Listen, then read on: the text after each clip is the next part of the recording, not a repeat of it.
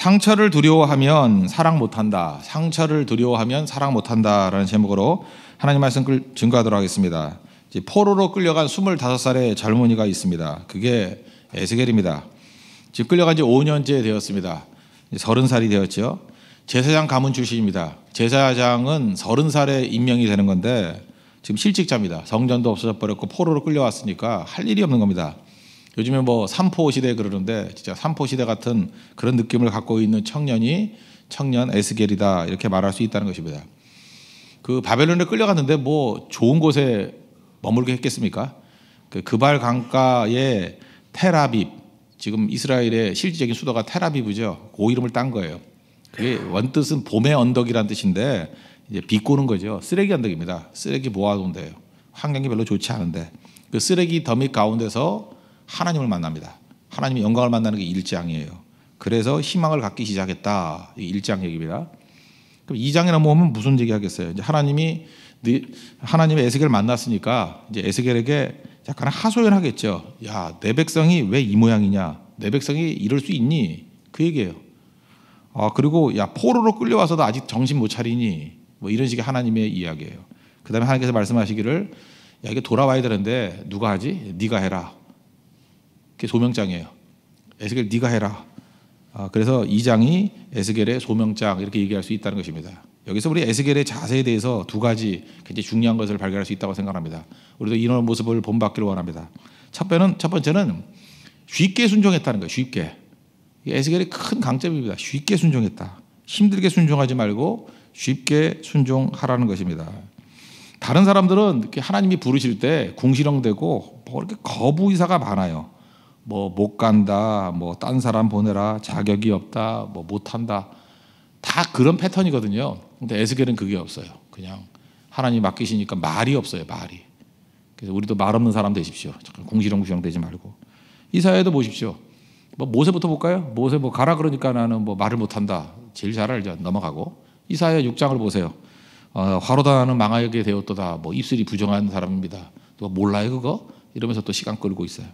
베드로도 누가복음 5장에 보니까 주님 나를 떠나소서 나는 죄인입니다. 이러면서 그냥 즉각 순종하는 건 아니잖아요. 특별히 대표적인 게 예레미야인데 예레미야 1장을 보니까 하나님이 가라 그랬더니 선지자 해라 그랬더니 나는 아이라 말할 줄을 못하나이다. 지금 말하는 거 아니에요? 뭐 이러면서 안 간다 그러는데 다시 돌아오면 에스겔은 너무 좋아요. 군소리가 없어요. 그죠? 그냥 말 없이 순종하는 모습이 있더라는 것입니다. 그런 자세가 좋아요. 그냥 하나님 말씀하시니까 그냥 엎드려 버렸어요. 우리 1장 28절 제일 마지막 절 보세요. 1장. 그 뒷부분에 보니까 내가 보고 엎드려 말씀하시는 이의 음성을 들으리라. 저는 이 자세가 제일 좋은 자세라고 생각합니다. 내가 말하려고 그러지 말고 하나님 앞에 엎드리고 하나님의 음성을 듣는 겁니다. 엎드리면 들립니다. 이게 좋은 교회예요. 이게 좋은 성도의 모습이라는 것입니다. 말을 줄이십시오. 예를 들어서 누가 나한테 잘해주잖아요. 그러면 뭐 왜 잘해줘? 이렇게 왜라는 말 제발 why란 말 좀 쓰지 마세요. 특별히 여자분들이 제일 나쁜 멘탈리티 중에 하나인데 맨날 왜를 물어요. 대부분의 남자들은 별 이유 없어요. 그 별 이유 없다고 왜 잘해줘? 그러면 그냥 매너기 때문에 그거예요. 뭐 별 의미 없어요. 여자들은 항상 함정에 빠질 이유가 뭐냐면 왜 그랬을까? 왜 여기서 한 칸을 띄었을까? 아무 이유 없어요. 그냥 쓰다가 보니까 한 칸 띈 거예요. 그러니까 남자들한테 물어보면 돼요. 왜 그러냐 그러면 남자는 절대 두 가지 뜻이 없어요. 그냥 물어보면 답이에요. 왜 먹었어? 그럼 배고파서 먹었어. 배고파서 먹은 거예요. 잠깐 이것저것 묻지 말라고요. 근데 잠깐만 여자들은 자기들이 거짓말하니까 남자들도 거짓말하는 줄 알고 잠깐만 이거 이 생각 저 생각해서 자기 함정에 빠져버리는 거라고. 하지 마. 그러면 하지 말아야 돼요. 알아요? 그게 원하는 뜻이라고. 여자들은 안 그렇잖아요. 하지 마 그래도 진짜 안 했다면 큰일 나잖아요. 그래서 이상한 족속들인데 하여튼 남자는 안 그렇다는 거예요. 에스겔이 진짜 남자 중에 남자예요. 그죠? 딱 말한 그대로 해버리잖아요. 그죠? 잘해주면 그냥 고맙습니다 그러면 돼요. 그 다음에 내게 사명을 주면 왜를 묻지 말고 내가 무엇을 하리까 그러고 나가면 된다는 것입니다. 그래서 왜가 사라져야 돼요. why가 사라지고 what이 나오면 가장 강력한 종이 될 수 있다는 것입니다. 왜 묻지 말고 무엇을 해야 됩니까? 이걸 묻는 종들 되기를 바랍니다. 1절을 보니까 인자야 내 발로 일어서라 그랬죠. 반응하는 자가 되라는 거죠. 엎드리니까 이제 그만 엎드리고 이제 가서 일하자. 쉽게 순종을 하는 것이 강하다는 것입니다. 그 말이 없을 뿐만 아니라 이 쉽게 순종하는 이유 이 중에 하나는 또 뭐냐면 사람의 반응에 너무 예민하게 반응하지 않기 때문에 그래요. 사람의 말에 예민하거나 사람에게 너무 예민하면 이 순종하기 힘들겠죠. 그래서 5절 한번 보십시오. 듣든지 아니 듣든지 이러죠. 듣든지 아니 듣든지 가서 전하라는 거예요. 근데 이거 잘하잖아요. 그냥 아멘 하잖아요. 듣든지가 뭐냐? 리슨이에요. 잘 경청하는 거. 아니 듣든지는 리스닝 하지 않는다 그 뜻이 아니고 원문을 보니까 억제하다예요. 그러니까 들리긴 들리는데 순종 안 하고 막 억제하는 모습들 있죠. 전 제일 비슷한 모습이 사도행전 7장 57절에 스데반 집사님이 이렇게 내가 주님 봅니다 그랬대. 그 핍박하는 자들의 모습이에요. 큰 소리를 지르면서 그죠? 마음은 찔리는데 큰 소리를 지르면서 막 귀를 막고 일제히 달려드는 거예요. 그러니까 들리긴 들리는데 듣기 싫다는 거예요. 그게 듣지 아니하든지예요. 그러니까 이런 반응이 막 극렬한 반응이 있지 않습니까? 그거에 관계없이 그냥 하라는 거예요. 속도 말로 하면 똥개가 짖어도 경부선은 간다. 그러지 하라는 거예요. 이거 잘하는 사람이 있고 이거 못하는 사람이 있어요. 이게 못하는 사람의 특징이 뭐냐면 성격 때문에 아니에요. 자아가 강해서 그래요. 내가 이게 뭐 그 마음에 좀 걸리면 일을 못하는 거예요. 일을. 그러니까 상대방의 반응에 관계없이 세상의 반응에 관계없이 주님의 사명이라 그러면 가는 거. 이게 에스겔의 장점입니다. 말이 없고 그냥 무엇을 해야 됩니까? 라고 하고 일을 하면서 두 번째는 반응에 대해서 민감하지 않다는 것입니다. 그래서 그런지 모르지만 세 번째는 두려움이 없어요. 두려움 같지 아니하고 6절을 보시면 인자야 너는 비록 가시와 찔레와 함께 정갈 여기 세 가지 나오죠. 가시, 찔레, 정갈 이건 뭐예요? 이런 사람들에게 나가서 말씀을 증거하는 게 상처가 있어요 없어요? 있죠. 근데 여기 4번이나 말을 하잖아요. 두려워하지 말고 두 번째 그들의 말을 두려워하지 말지어다. 쭉 보세요. 그 말을 두려워하지 말며 그 다음에 그 얼굴을 무서워하지 말지니라. 두려워하지 말라 3번 무서워하지 말라. 뭐 두려워하지 말라나 무서워하지 말라나 똑같은 거 아니에요? 두려워하지 말라를 몇 번 강조해요? 4번이나. 두려워하지 말고 무슨 얘기입니까? 우리가 그 상처를 두려워해요. 상처를 두려워해서 사랑을 못하는 거예요. 그 일 못하는 사람들 보면 진짜 저런 바보 천치가 다 있나고 맨날 상처부터 생각을 해. 사랑이 얼마나 좋은 거예요. 사랑 못하고 상처부터 생각해서 움츠려서 아무것도 못하는 거예요. 막에 이렇게 만들어버린 거죠. 상처 받으면 어때? 후시딘이 있는데. 그렇잖아요. 있으면 어때 그거. 바로 뭐 상처가 맨날 상처나요? 아무면 되는 거지. 아무것도 아니거든요. 뜻을 잃으면 되는 건데 상처가 두려워서 아무것도 못한다.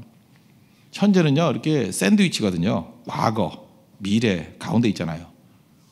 근데 그 움직이지 못하는 사람의 특징이 뭐냐면 과거는 전부 다 상처야. 그래서 과거 기억하는 걸 상처만 기억해요. 이게 병든 특징이죠. 과거에 좋은 것도 많았을 건데 꼭 상처만 기억을 해. 그리고 미래는 모르니까 두려운 거예요. 그러니까 이 사람의 주제는 뭐예요? 샌드위치예요. 상처, 두려움, 샌드위치. 그러니 힘들죠 사는 게. 꽉 눌려가지고 꼼짝달싹을 못하죠. 근데 에스겔은 그렇지 않아요. 과거 상처 없고 미래 두려움 없어요. 그냥 하는 거예요. 그냥. 쉽게 하는 거예요. 에스겔의 소명에서 이거 배워야 된다고 생각합니다. 말 줄이십시오. 그래서 why, 왜 이런 거 묻지 말라고요. 그리고 두 번째 반응에 대해서 민감하지 마세요. 듣든지 아니 듣든지 그냥 가는 거예요. 그리고 두려움 없이 두 가지인 거예요. 상처, 두려움 같은 얘기죠. 이겨내라는 거예요. 그리고 하나님께서 내게 주신 사명을 이룰 수 있는. 그래서 이 말을 다 기억을 어떻게 하겠습니까? 쉽게 얘기해서 에스겔은 쉽게 순종했다. 여러분들 그냥 해버리십시오. 그냥.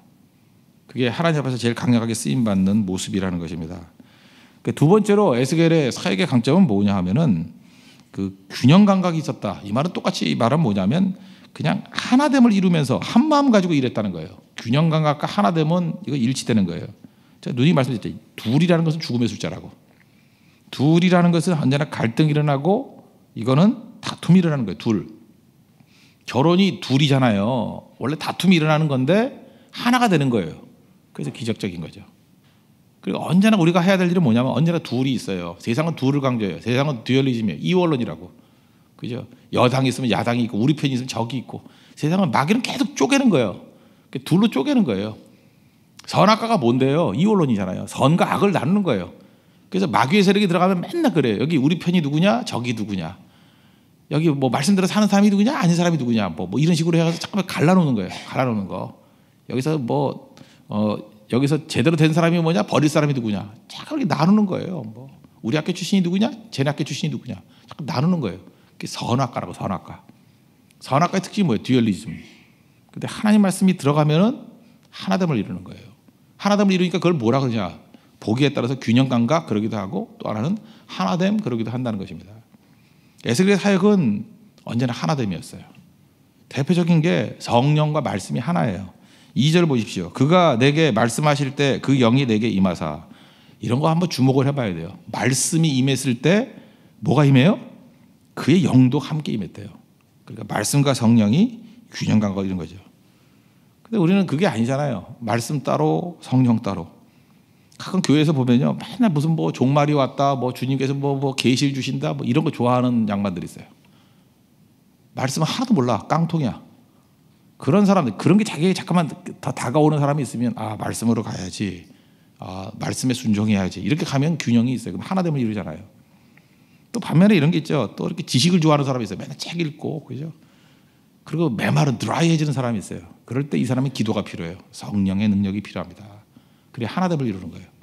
이걸 균형 감각이라 말하기도 하고 하나됨이라고 말하기도 한다는 것입니다. 요즘에 뭐 융합의 시대라면서요.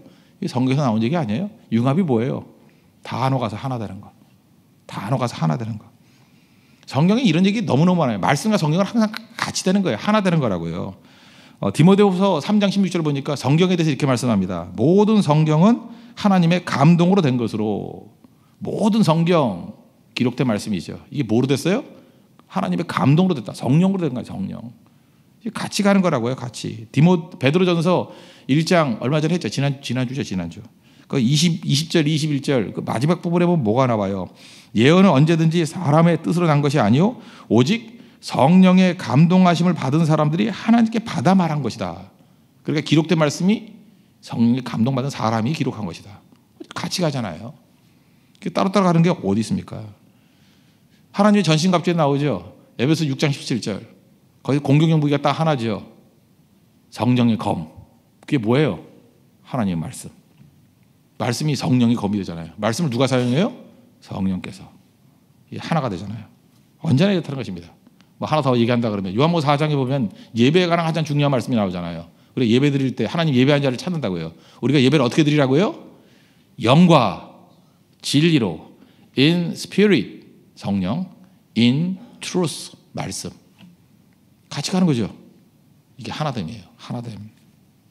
어제 그 말레이시아 선교 뒤풀이를 했습니다. 우리 윤 집사님 댁에서 식사를 했는데 제가 웬만해서 그 음식에 별로 감동을 받지 않는데 딱 한 가지 음식에 진짜 감동적이에요. 그냥 맛있다가 아니라 하나 감동을 받았어요. 그게 뭐냐면 광어인데 광어를 레몬에 절인 거예요. 그런 거 못 봤죠? 저도 처음 봤어요.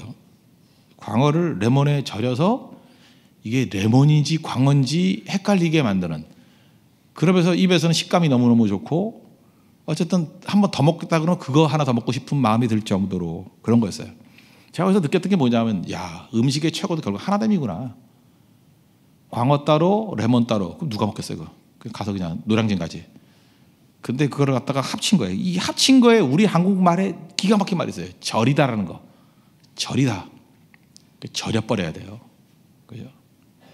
말씀은 성령으로 절여버려야 돼요. 그럼 거기서 기가 막힌 능력이 나오고 그게 하나됨이에요. 양념과 배추가 따로따로 놀면 안 되죠. 이게 절어버려야 돼. 절어. 그래서 하나됨을 이룰 수 있는 거죠. 에스겔은요.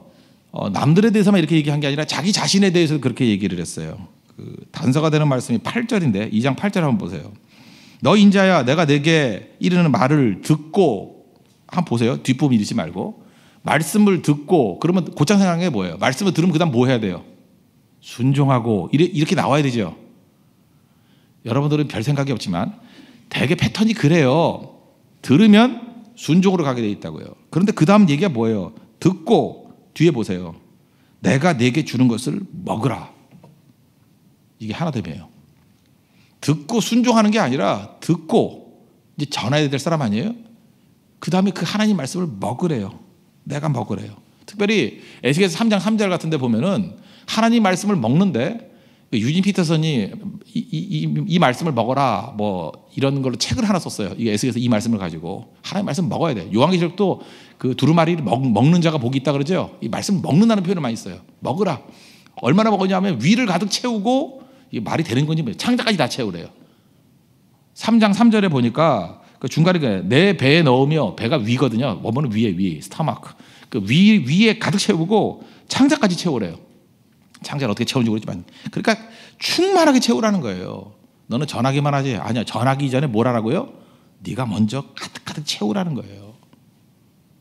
얼마나 기가 막힌 말씀입니까? 일치죠. 전하는 말씀과 인격의 일치.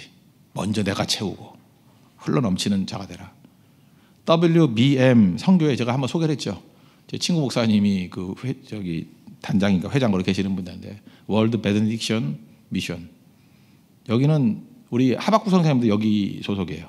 말레이시아 하박국 선생님도. 근데 이 선교회의 파송 원칙이 뭐라고요? 뭐 언어, 뭐 훈련 이런 거 아니에요. 성경 백독. 성경 백독 돼야 보내요.